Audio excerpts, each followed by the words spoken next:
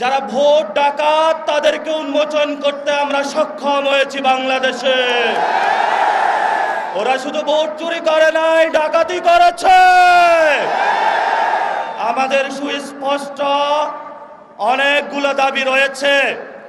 আজকে নির্বাচনের পরে 11 দলীয় যে ঐক্য রয়েছে, আমরা জনগণের সামনে উপস্থিত হয়েছি।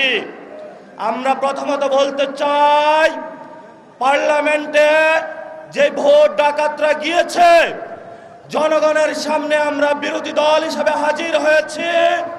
আমরা রাজপথে থাকব। কড়ায় গন্ডায় ইঞ্চি ইঞ্চি করে জনগণের উপরে জ্বালা ভোটের ইঞ্জিনিয়ারিং করেছে, ভোট ডাকাতি করেছে, নতুনভাবে জুলুম চাপিয়ে দেবার চেষ্টা করছে। আমরা তাদের কাছ থেকে বুঝে নেব ইনশাআল্লাহ।